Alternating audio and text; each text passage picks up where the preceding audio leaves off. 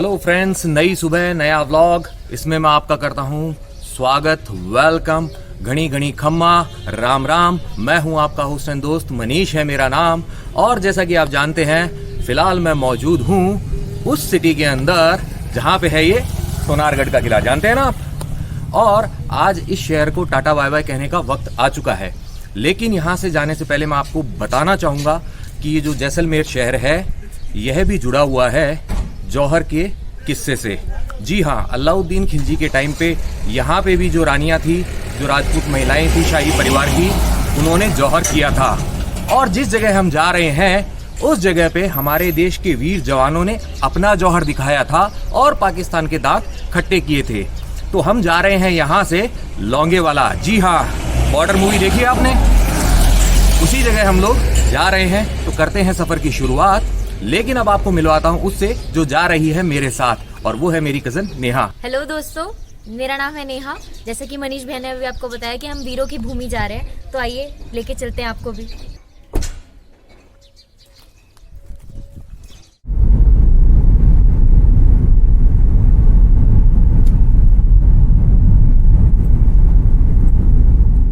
तो दोस्तों, चलते हुए हमें रास्ते में इन विंड मिल्स के नज़ारे ने रुकने पर मजबूर कर दिया है, ताकि हम आपको भी नज़ारा दिखा सकें। देखिए कितना प्यारा है।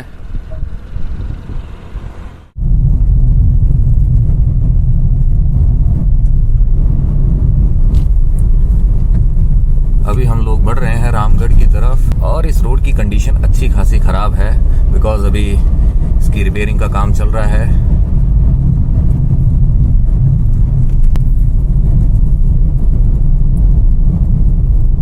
आ चुका है गांव लानेला।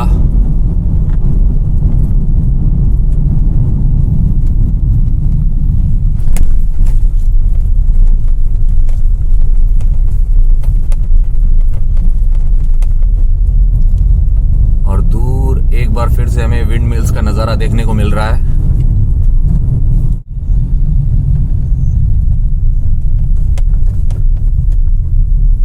तो टी पार्टी ब्रेक के लिए हम लोग बीच में रुके हैं। क्यों नेहा, चाय तो बनती है? जी भैया। और यहाँ पे हम आए हैं। अरे भाई साहब, चाय मिलेगी? ये गांव को क्या नाम है? सोनू। सोनू? सोनू। तो दोस्तों, जिस जगह मैं पहुंच चुका हूं, इस गांव का नाम है सोनू। और सोनू जो है, मेरे छोटे भाई अभिषेक का भी नाम है। वो सोनू है, मैं मोनू हूँ।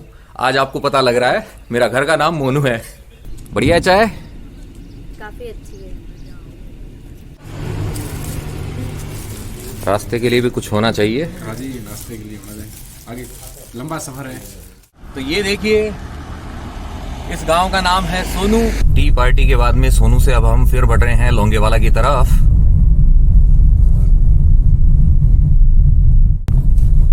और ये जो जगह है, ये है रामगढ़।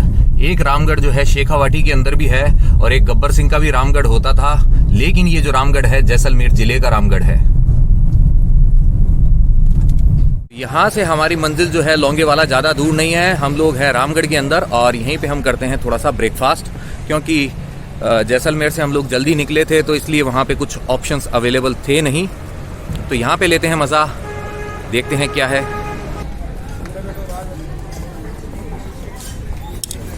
बाहर बैठते हैं।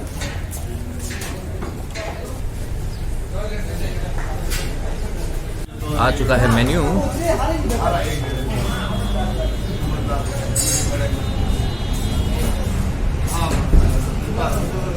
मैगी मसाला या कुछ और लाइट खाना? मैगी मसाला, ठीक है। तो नेहा और मैंने डिसाइड किया है मैगी मसाला अभी हल्का फुल्का खाया जाए। अभी जर्नी करनी है तो लाइट वाला ही सही है। तो आ चुकी है हमारी मसाला मैगी गर्मा गर्म। ज्यादा गर्म है नेहा? सूपी ऑल्सो। सूपी ऑल्सो।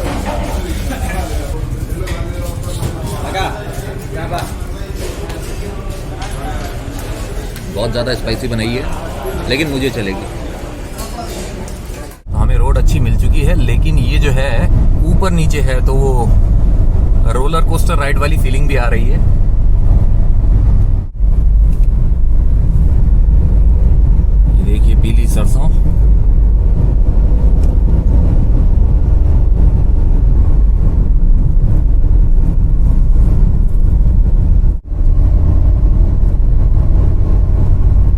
कैसा लग रहा है नया? ऐसा लग रहा है कि सुनसान इलाका है बिल्कुल, और काफी अच्छा लैंडस्केप भी है यहाँ पर। आप देख सकते हैं दूर दूर तक कोई नहीं दिखाई दे रहा है यहाँ पर। भाई बहन की जोड़ी जा रही है लोंगेवाला।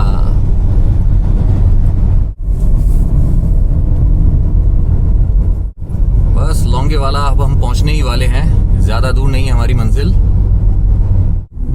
रेत के टीलों के बीच से सांप की तरफ बल खाती ये रोड हमें लेके जा रही है लोंगेवाला की तरफ।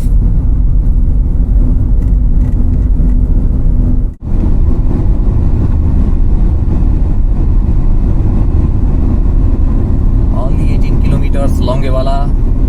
It's a long drive to Longewala. और आप आजू बाजू देख सकते हैं रेत के धोरे, जो टीले कहा जाता है जिन्हें। ये कोई गांव आया है, ये देखिए इस तरीके का गांव है।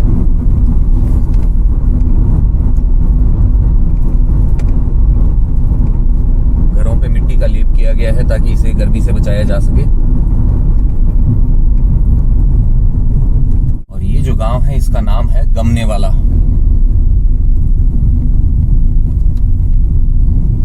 सारी बकरियां हैं यहाँ के लोगों के पास, गायें भी बहुत हैं।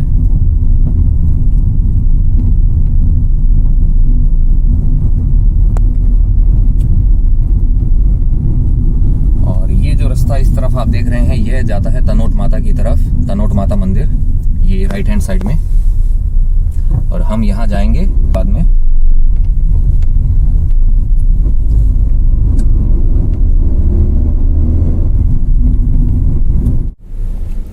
ये एक बीमार ऊंट है, इसे छोड़ दिया गया है।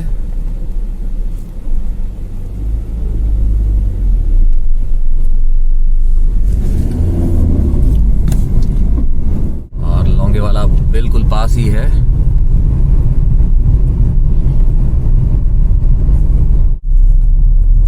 लीजिए सामने ही है हमारी मंजिल। और देखिए बहुत सारे टूरिस्ट आए हुए हैं, काफी बसेस दिखाई दे रही है हमें।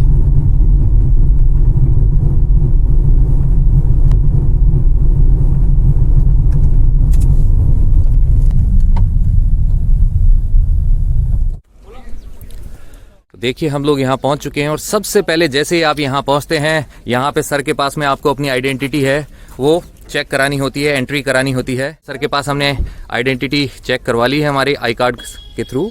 और यहाँ देखिए बहुत सारे टूरिस्ट आए हुए हैं, बसेस हैं, व्हीकल्स हैं। तो चलिए सबसे पहले करते हैं गाड़ी को पार्क और उसके बाद में देखते हैं लोंगेवाला का यह ऐतिहासिक स्थान।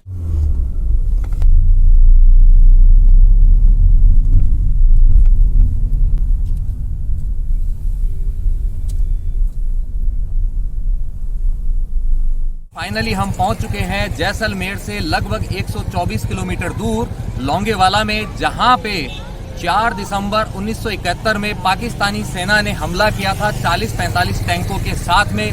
और हमारे भारतीय वीर जवानों ने उनको नाको चने चबवा दिए थे। जी हां, ऐसा जौहर दिखाया था कि पाकिस्तानी सेना के हौसले पस्त हो गए थे। पाकिस्तानी सेना ने लगभग 40-45 टैंकों के साथ में यहाँ पे हमला किया था और भारतीय सेना के पास में एक भी टैंक मौजूद नहीं था। मौजूद थे वो थे 120 जवान, जिनका नेतृत्व कर रहे थे हमारे उस टाइम के मेजर कुलदीप सिंह चांदपुरी, जिनका किरदार सनी देओल ने निभाया था फिल्म बॉर्डर के अंदर। जी हाँ, जो बॉर्डर मूवी थी वो इसी लोंगोवाला युद्ध जो हुआ था इसी के ऊपर आधारित थी।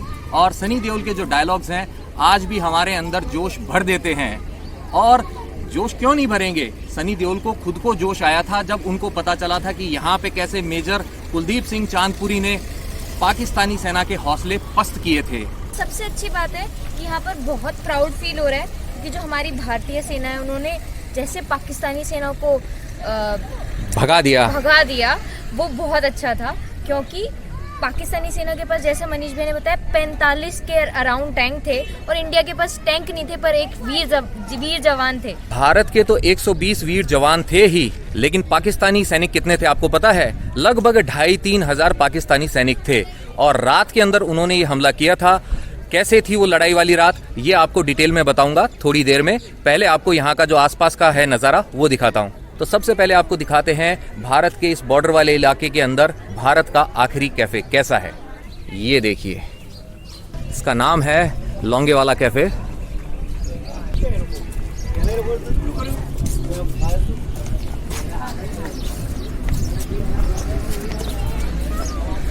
और इस कैफ़े को भी बिल्कुल जैसे सैनिक रहते हैं हमारे लड़ाई के मैदान में, वैसा ही लुक दिया गया है। ऐसे बंकर बनाए जाते थे, चौकी होती थी जो सेना की, वैसा लुक यहाँ पे दिया गया है। तो दोस्तों, असली लड़ाई के अंदर तो मैं जा नहीं सकता हूँ क्योंकि मैं भारतीय सेना में नहीं हूँ, लेकिन उनको जो फील आती है वो फील तो ले सकता हूँ। तो ये देखिए, इस तरीके से चौकी बनी रहती है। और ये जो रेगिस्तान का इलाका है, इसके अंदर जैसे बाहर गर्मी होती है और इसके अंदर मुझे थोड़ा ठंडक का एहसास हो रहा है। कुछ फील ही नहीं है यहाँ पे आके। हाँ, फीलिंग लाइक कि हम यहाँ पर जो सेना के जवान है वो ठंडा महसूस करते हुए, क्योंकि आसपास का इलाका काफी गर्मी भरा है। हालांकि अभी सर्दी का मौसम है, पर फिर भी हम दोनों को गर्मी महसूस हो रही है बाहर की साइड, बट यहाँ ठंडक है।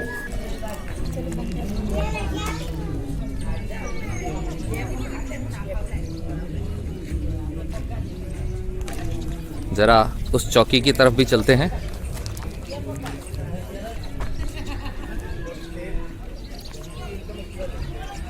जवान, तुम्हें यहाँ पे मुस्तैदी से डटे रहना है, ठीक है ना?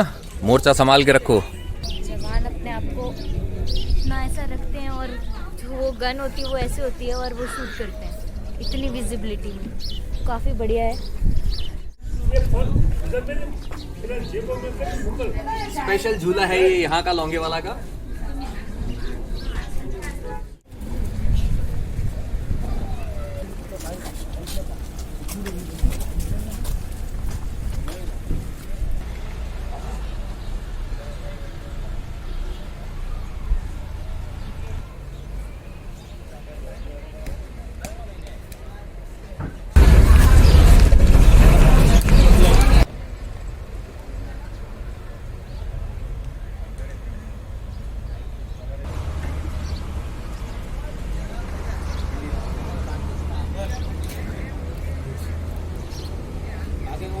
लौंगेवाला युद्ध स्थल में आप सभी का स्वागत है।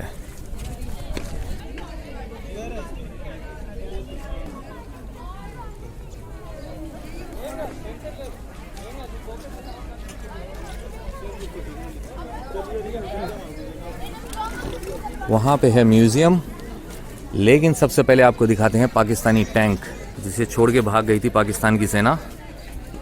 तो मेरे पीछे जो आप देख रहे हैं ये टैंक है M4 शर्मन टैंक, और यह पाकिस्तान का टैंक है जिसे भारतीय सेना ने अपने कब्जे में ले लिया था 4 दिसंबर 1971 की जो रात में पाकिस्तान ने जो अटैक किया था, जो लड़ाई हुई थी उसके बाद में।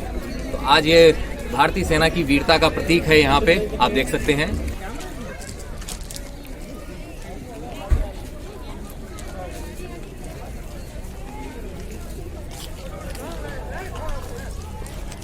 काफी अच्छा और इमोशनल मोमेंट है। ये देखकर लग रहा है कि हमारी आर्मी ने कितना कुछ किया है हम लोगों के लिए। ब्रेव है हमारी army. Salute to our army. नज़र रखने के लिए बनी हुई चौकी, और जहाँ आप देखोगे वहीं पे मतलब आर्मी वाली फील है। तो हम आर्मी में नए होते हुए भी आर्मी वाला फील कर रहे हैं, क्यों नेहा? बिल्कुल भैया। तो ये जो आप देख रहे हैं इसे कहा जाता है 106 mm M40A1 recall less rifle, और इसका प्रयोग किया गया था पाकिस्तान के साथ में जो लड़ाई हुई थी हमारी 1948 में, 1965 के अंदर और 1971 के अंदर। तो इस 106 mm रिकॉललेस राइफल की मदद से भारतीय सेना ने पाकिस्तानी सेना के जो कई टैंक थे उनको उड़ा दिया था। और ये देखिए, शान से लहराता हुआ हमारा तिरंगा, और उसके नीचे है पाकिस्तानी टैंक। इतनी सी बात हवाओं को बताए रखना, रोशनी होगी चिरागों को जलाए रखना, लहू देकर की है जिसकी हिफाजत हमने, उस तिरंगे को भी दिल में बसाए रखना। इस तिरंगे की शान के लिए हमारी भारतीय सेना ने हमेशा लड़ाई लड़ी है और दुश्मन को बुरी तरीके से मार भगाया है।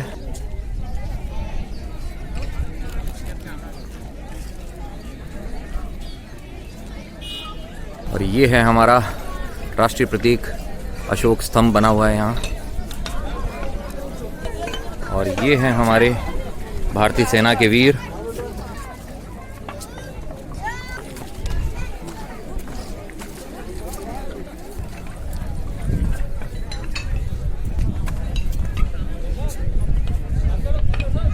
दोस्तों घटनाक्रम कुछ इस प्रकार से हुआ था। पाकिस्तानी सेना ने सोचा था कि लोंगेवाला में अपनी पोस्ट बना ले, क्योंकि यहाँ तक सड़क आती थी और उसका इरादा था बाद में रामगढ़ और जैसलमेर पे भी कब्जा करने का। तो इसी की मंशा से पाकिस्तानी सेना ने यहाँ पे आक्रमण किया था 4 दिसंबर 1971 की रात को। जो हमारे धर्मवीर भांजी जो थे सेना के अंदर, उन्होंने यहाँ पे पेट्रोलिंग करते हुए पाकिस्तानी सेना की मूवमेंट देखी थी बॉर्डर पे, और जब उनको कंफर्म हो गया तो उन्होंने आगे इन्फॉर्म किया कि पाकिस्तान की सेना ने, जो उनकी टैंक वाली बटालियन थी, उसने आक्रमण कर दिया है। तो उस वक्त जो पंजाब की 23rd बटालियन थी उसको लीड कर रहे थे मेजर कुलदीप सिंह चांदपुरी। तो जैसे ही उन्होंने आगे इन्फॉर्म किया तो उनको 2 ऑप्शन दिए गए थे कि या तो वो यहाँ पर डटे रहे या इस पोस्ट को खाली कर दे।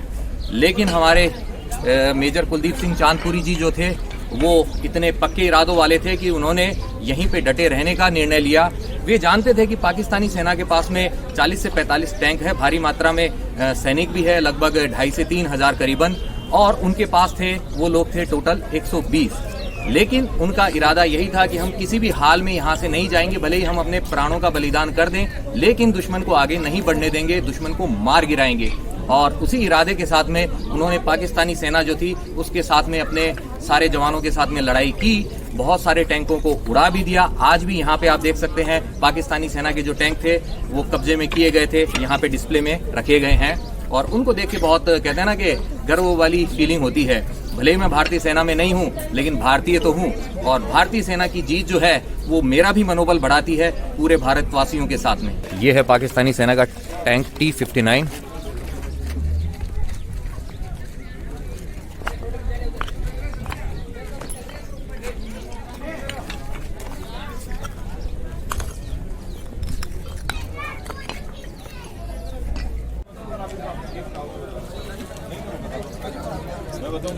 यहाँ पे है पीछे ऑडियो विजुअल वाला रूम, जहाँ पे लोंगेवाला की लड़ाई से जुड़ी हुई सारी बातें बताई जाती है। इसकी जो एंट्री टिकट है वो है 25 रुपीज़, और जो समय लगता है करीबन वो 12 से 15 मिनट का है, तो आपको वो भी देखनी चाहिए। यहाँ पे आए तो उसे बिल्कुल मिस ना करें। अब बढ़ते हैं युद्ध स्थल की तरफ, जाके देखते हैं वो जगह कैसी है जहाँ पे ये लड़ाई हकीकत में लड़ी गई थी। आइए मेरे साथ। देख सकते हैं आप यहाँ पे जो रेत ही रेत है, बालू रेत, और इसमें जो कदम है आपके थोड़े धंस जाते हैं।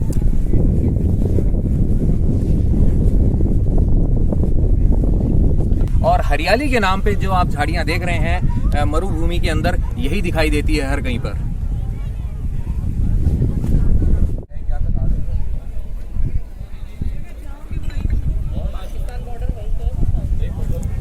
अपनी आजादी को हम हरगिज मिटा सकते नहीं, सर कटा सकते हैं लेकिन सर झुका सकते नहीं। और सामने भी लिखी हुई एक जोश वाली जो लाइन, गिरते हैं शहसवार ही मैदान जंग में, वो तिफल क्या गिरेंगे जो घुटनों के बल चले। ये है एक सेक्शन डिफेंडेड पोस्ट। 3 से 4 बंकरों में 10 इन्फेंट्री जवानों के एक सेक्शन द्वारा लिया गया डिफेंस, जो कि आपस में कम्युनिकेशन ट्रेंच की मदद से जुड़े होते हैं, उस सेक्शन डिफेंडेंट पोस्ट कहा जाता है। एक सेक्शन जमीन पर 100 मीटर का मोर्चा लेता है और इसका नेतृत्व एक सेक्शन कमांडर द्वारा किया जाता है। तो लीजिए, इस बंकर में फिलहाल मौजूद है नेहा। और नेहा, क्या तुमने कभी सोचा था इंडियन आर्मी में जाने का? कभी मन में आई थी ऐसी फीलिंग? नहीं भैया, कभी ऐसी फीलिंग नहीं आई थी, बट मैं ये मानती हूँ कि आज के ज़माने में जो बाकी महिलाएं हैं जो इंडियन आर्मी का हिस्सा हैं, तो वो काफ़ी शौर्य और साहस रखती हैं अपने हृदय में। चलिए, कैसे लड़ाई लड़ी गई थी और कैसे आपको वहां तक पहुंचना है, ये सब रास्ता बनाया गया है।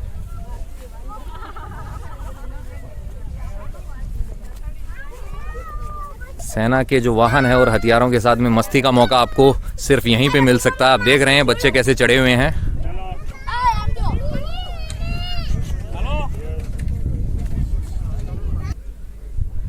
जय जय शिव शंकर, कांटा लगे ना कंकर, वो था नेहा का बंकर और ये है अपुन का बंकर।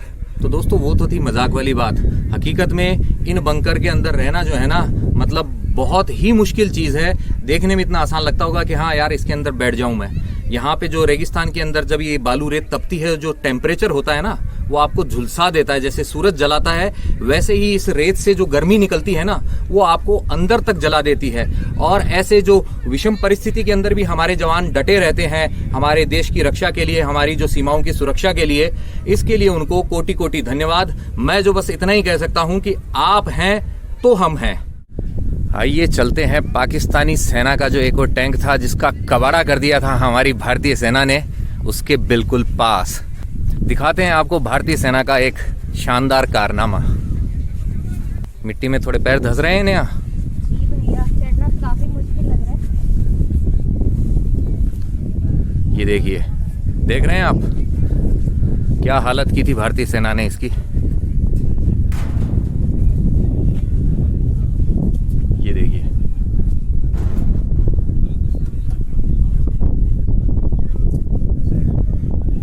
यह बालू रेत में भी आराम से चल सकता है। हमारे पैर तो धंस जाते हैं, लेकिन ये जो टैंक है तेज गति से आगे बढ़ सकता है। तो दोस्तों, वक्त हो चला है हमारे वर्ड गेम सेगमेंट का। और जैसा कि हर बार मैं आपको एक वर्ड देता हूं, आपको क्या करना होता है, उस वर्ड से जो भी एक गाना होता है वो कमेंट के जरिए मुझ तक पहुंचाना होता है। गाना उस वर्ड से ही शुरू हो ऐसा कोई कंपल्शन नहीं है, वो वर्ड उस गाने की लाइंस में कहीं भी हो सकता है। और यहाँ लोंगेवाला में आके आज मैं जो आपको वर्ड देने वाला हूँ वो वर्ड है वतन। जी हाँ, आपके लिए जो मेरा सॉन्ग है वो है ये। ऐ मेरे वतन के लोगों, जरा आंख में भर लो पानी, जो शहीद हुए हैं उनकी जरा याद करो कुर्बानी। तो दोस्तों, ये वाला जो सॉन्ग है ये तो था एक आपके लिए, लेकिन इस जगह जब हम आए हैं और बॉर्डर मूवी जो थी वो इसी लोंगेवाला युद्ध पे आधारित थी, तो बॉर्डर मूवी का वो सॉन्ग न गाएं ऐसा नहीं हो सकता है। तो आपके लिए एक सॉन्ग हमारी तरफ से ये है। संदेश आते हैं हमें तड़पाते हैं, चिट्ठी आती है वो पूछे जाती है कि घर कब आओगे, लिखो कब आओगे, कि तुम बिन ये घर सूना सूना है। तो दोस्तों, ये वाला जो सॉन्ग है जब भी सुनते हैं मतलब दिल के अंदर ऐसे जज्बात उठते हैं कि वो शब्दों में बयान नहीं किए जा सकते हैं। इस गाने के अंदर जो हमारे भारतीय सेना के जो वीर हैं उनकी मन की पीड़ा, उनके मनोभावों को बहुत अच्छे तरीके से बताया गया है, वर्णन किया गया है। और जब भी ये सुनते हैं एक गर्व की अनुभूति होती ही होती है। तो ये वाला सॉन्ग था ये आपके लिए, लेकिन आपको जो सॉन्ग लिख के भेजना है वो वतन वर्ड वाला होना चाहिए। आपके उस गाने के अंदर वतन कहीं भी हो सकता है। चलिए आपको थोड़ी सी छूट और दे देते हैं, वतन के साथ में आप देश वर्ड का भी यूज कर सकते हैं। तो इन दोनों शब्दों से जो भी आपकी पसंद का गाना है वो कमेंट के जरिए मुझ तक पहुंचा दीजिए। चलिए चलते हैं उस तरफ, देखते हैं क्या है। यूं तो रेत के टीले मैं अपने ननिहाल बिसाऊ में बहुत देखता रहा हूं, लेकिन ये जो रेत के टीले हैं इनसे देश का गौरव भी जुड़ा हुआ है, तो फिर एक अलग फील है। और क्षतिग्रस्त वाहन देखते हुए। बिल्कुल, हिंदी बहुत अच्छी हो गई है नेहा की। क्षतिग्रस्त, मनीष भैया के साथ रहकर हिंदी बड़े हो गए।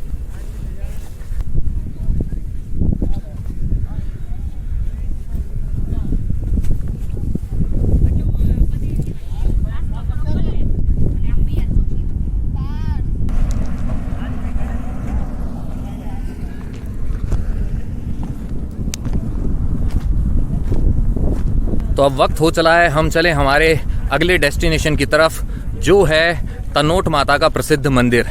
क्या है उस मंदिर की खासियत, बहुत सारे लोग तो जानते हैं और जो नहीं जानते हैं उनको हम बताएंगे वहां पहुंचकर।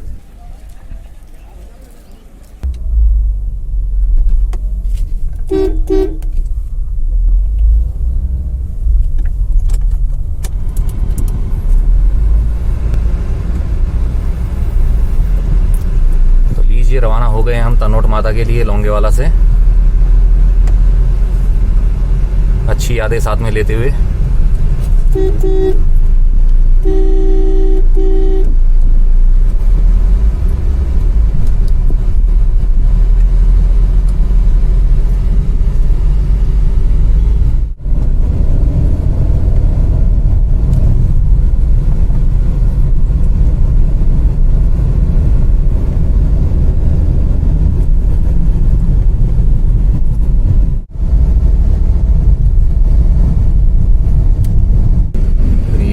सांप के जैसे बल खाती रोड।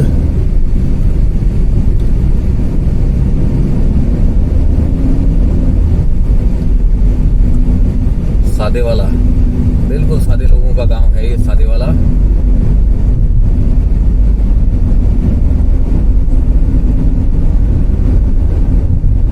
ये मक्खन रोड आ चुकी है एकदम अभी।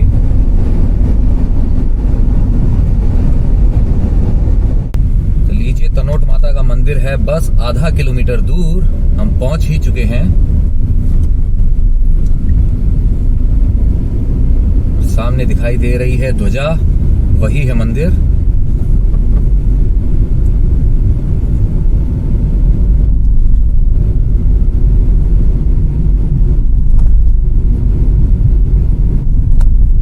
सबसे पहले करते हैं गाड़ी को पार्क।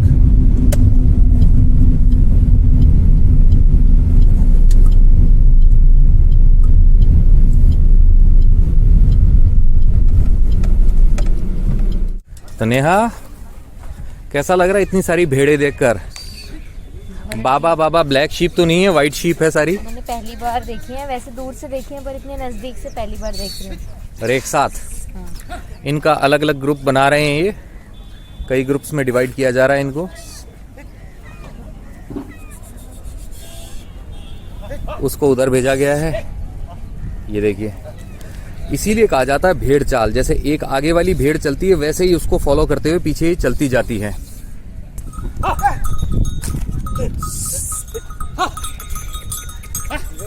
ये देखिए भेड़ चाल का एक और नमूना।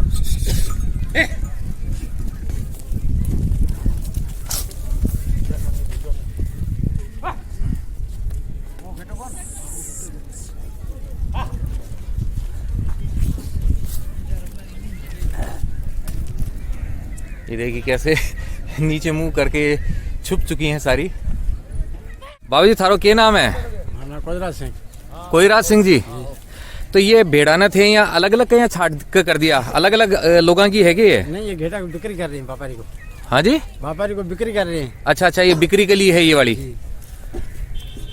तो जो यहाँ एक भेड़ को कितो मिला था ना? भेड़ को माना कोई 10,000, कोई 11,000। तो मेन काम तो इनको ऊन के लिए ही है। उनके लिए बिक्री करते हैं सब। तो अठे तनोट में ही रहो थे। मैं तो तो जैसा कि इन्होंने बताया कि ये अलग अलग ग्रुप्स में डिवाइड इसलिए कर रहे हैं क्योंकि छांटा जा रहा है उन भेड़ों को जो अभी बिक्री के लिए जाएंगी। जिनको बेचा जाएगा उनको अलग कर दिया गया है। तो लीजिए, हम पहुंच चुके हैं तनोट के अंदर और अब बढ़ रहे हैं तनोट माता की चमत्कारी मंदिर की तरफ। क्या था वो चमत्कार, ये आपको बताऊंगा मंदिर परिसर के अंदर पहुंचने पर।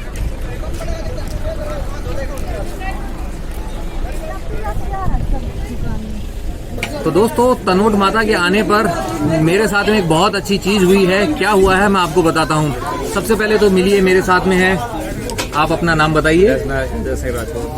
तो जय सिंह जी जो हैं, इनसे मेरी यहाँ पे मुलाकात हुई है और इन्होंने मुझे बताया है कि इन्होंने मेरा जो केदारनाथ जी वाला व्लॉग है वो देखा हुआ है। ये जानकर मुझे बहुत खुशी हुई है और आज मैं इनके साथ में हूँ। तो ये देखिए, ये है मातेश्वरी तनोट राय जी का मंदिर।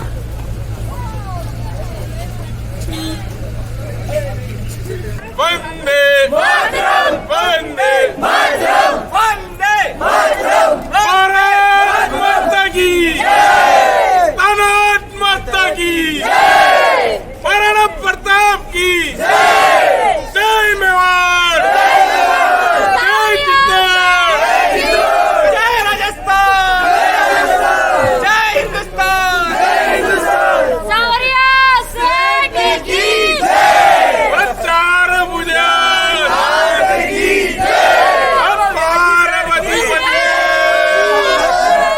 तो मंदिर में प्रवेश से पहले शूज उतारने पड़ते हैं। शूज मैंने खोल दिए हैं। अब हम जाते हैं मंदिर परिसर के अंदर।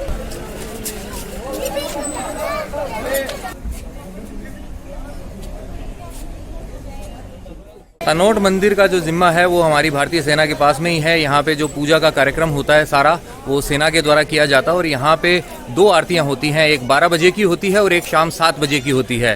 तो अगर आप उस टाइम पे पहुंचेंगे तो आप आरती का भी आनंद ले सकते हैं। तनोट माता के मंदिर में एंटर होते ही लेफ्ट हैंड साइड में है ये सोवेनियर शॉप, जहाँ पे आप ले सकते हैं आर्मी से जुड़ी हुई टी शर्ट्स और भी बहुत सारी चीजें।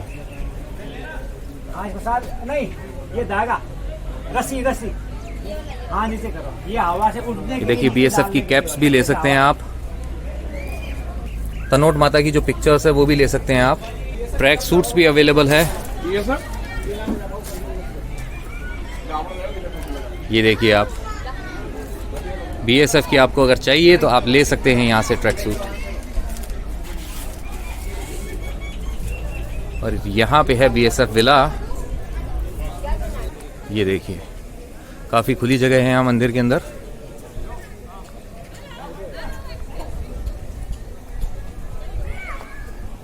और ये जो गोले आप देख रहे हैं कोरोना काल में बनाए गए थे। तो चलिए अब आपको बताता हूँ तनोट माता के इस मंदिर से जुड़े हुए चमत्कार के बारे में। हुआ यह था कि 17 से 19 नवंबर 1965 के अंदर पाकिस्तान की ब्रिगेड ने यहाँ पर तनोट पर हमला कर दिया था और जो हमारे मेजर जय सिंह थे उनकी कमांड के अंदर एक 13 ग्रेनेडियर की एक कंपनी और साथ में बीएसएफ की 2 कंपनियां उनका मुकाबला कर रही थी। दुश्मन की सेना यहाँ पे गोले बरसा रही थी और उसने तनोट और जैसलमेर के बीच की जो ये रोड थी, जो सप्लाई चेन थी, इसको एंटी टैंक माइन से उड़ाकर नष्ट कर दिया था। तो इस कंडीशन के अंदर दुश्मन ने यहाँ पे इस मंदिर के आसपास के एरिया के अंदर करीबन 3000 गोले जो होते हैं वो बरसाए थे और पर्टिकुलर इस मंदिर को टारगेट करते हुए 450 से ज्यादा गोले जो होते हैं वो बरसाए थे। लेकिन मंदिर परिसर में गिरा हुआ एक भी गोला दोस्तों नहीं फटा और यह चमत्कार जो है तनोट माता का ही था। तो तब से न सिर्फ भारतीय सेना जो है यहाँ पे रेगुलर विजिट करती है, भारतीय सेना के जवान भी यहाँ पर आकर माता से प्रार्थना करते हैं, साथ ही जो हमारे जैसे आम नागरिक हैं वो भी यहाँ पे आके माता को नमस्कार करते हैं, अपने श्रद्धा सुमन अर्पित करते हैं। अब बताता हूँ आपको एक और खास बात। 1965 के युद्ध में माता के चमत्कारों से अभिभूत होकर पाकिस्तानी ब्रिगेडियर शाहनवाज खान ने भी भारतीय जो सरकार थी उससे परमिशन मांगी कि मुझे भी यहाँ पे दर्शन करने का मौका दिया जाए। लेकिन 2.5 साल बाद में उनको ये मौका मिला और उस टाइम पे वो यहाँ पे आए और माता को चांदी का छत्र भी चढ़ा के गए। आज भी वो जो छत्र है इस मंदिर के अंदर मौजूद है। और छत्र चढ़ाने वाली जब बात चली है तो मैं आपको बताना चाहूंगा एक और किस्सा, जिसके बारे में प्रामाणिक रूप से तो नहीं कहा जा सकता लेकिन लोगों से सुना जाता है कि जो मुगल बादशाह अकबर था उसने भी यहाँ पे माता के चमत्कारों से अभिभूत होकर चांदी के छत्र चढ़ाए थे।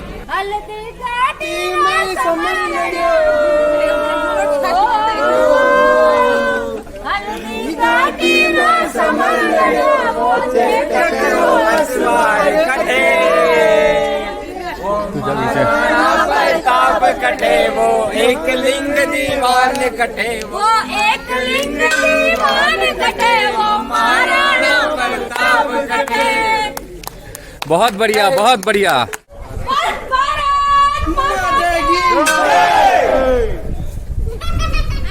तो एक जयकारो तनोट माता को भी। तो मेरे पीछे आप देख रहे हैं तनोट माता के मंदिर का प्रवेश द्वार और यह मंदिर जैसलमेर से है लगभग 130 किलोमीटर दूर। इस मंदिर की स्थापना भाटी नरेश तणुराव ने 828 विक्रम संवत में की थी। जी हाँ, ईस्वी में नहीं, विक्रम संवत के अंदर।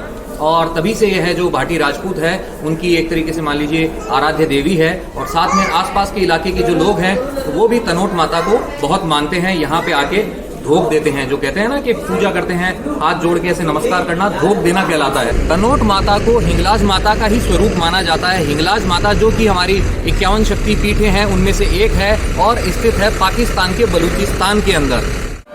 और हम प्रविष्ट हो रहे हैं तनोट माता के मंदिर के अंदर।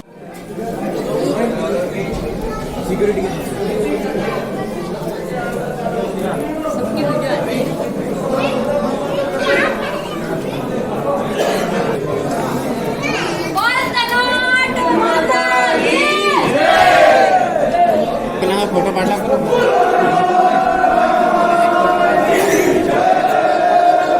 विजय बोल, विजय भी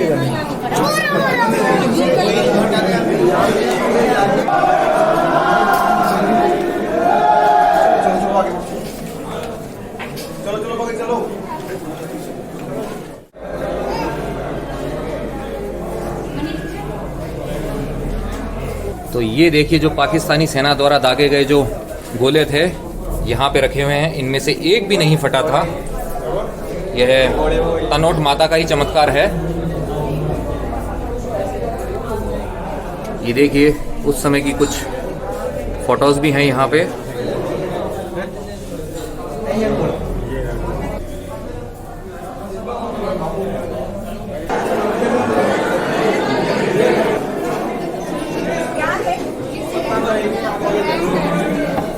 सामने जो आप देख रहे हैं यहाँ पे बंधे हुए हैं हजारों रुमाल, और रुमाल क्यों बंधे हुए हैं ये अभी आपको बताता हूँ। तनोट माता को रुमाल वाली देवी भी कहा जाता है, और यह कहा जाने का कारण ये है कि लोग यहाँ पे आते हैं, मन्नत मांगते हैं और अपनी रुमाल यहाँ पे बांध के जाते हैं। जैसे ही उनकी मन्नत पूरी होती है वो रुमाल को खोलने भी यहाँ पे आते हैं। और जाहिर सी बात है, इतनी सारी रुमालें आप देख रहे हैं तो इसका मतलब बहुत सारे लोगों की मनोकामनाएं पूर्ण हुई है और बहुत सारों की पूरी होनी बाकी है। हर जगह रुमाल ही रुमाल, और खास बात यह है कि यहाँ सफेद रुमाल बांधी गई है, कलरफुल नहीं है यहाँ।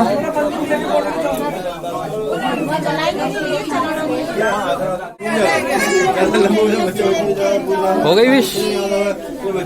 विश कर लिया? भारत माता की, भारत माता की, भारत माता की। हाउस द जोश।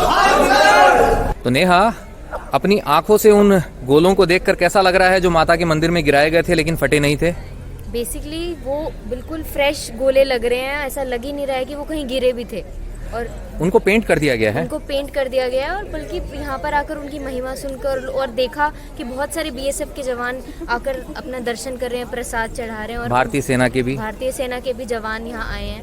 तो काफ़ी प्राउड फील हो रहा है और अच्छा लग रहा है कि माता की महिमा ऐसे ही बरकरार रहे, ऐसे ही भारतीय सेना को वो अपने महिमा से बचाती रहे। अब हम इस मंदिर से बढ़ते हैं हमारी अगली मंजिल की तरफ, जो है सम के रेत के टीले, सम सैंड ड्यून्स। चलिए चलते हैं हमारी कार के पास।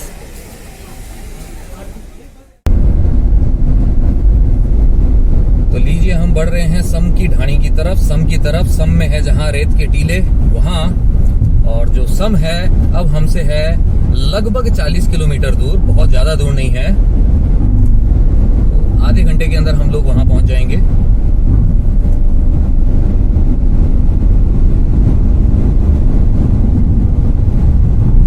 और ये जो तनोट से सम की तरफ ये जो रोड आती है, ये बहुत ही गजब की रोड है दोस्तों। मतलब इसके अंदर कोई स्पीड ब्रेकर नहीं है, आप बहुत अच्छे तरीके से आएंगे। बस इतना ध्यान रखना है कि बीच में घुमावदार रोड है, तो स्पीड आपकी इतनी नहीं हो कि आप कंट्रोल ना कर पाए। तो अब सम की जो ढाणी है, जो सम है, वो हमसे सिर्फ 3 किलोमीटर दूर है। हम पहुंचने ही वाले हैं, और कौन से रिजॉर्ट के अंदर हम रुकेंगे ये वहां चल के ही डिसाइड करेंगे। ये रोड के दोनों तरफ जो पेड़ लगे हुए हैं, आक का पेड़ है जिसे मारवाड़ी में कहा जाता है आकड़ा। तो ये आकड़े के पेड़ लगे हुए हैं। इसके जो सफेद फूल होते हैं वो शिवजी को चढ़ाए जाते हैं खास तौर पर।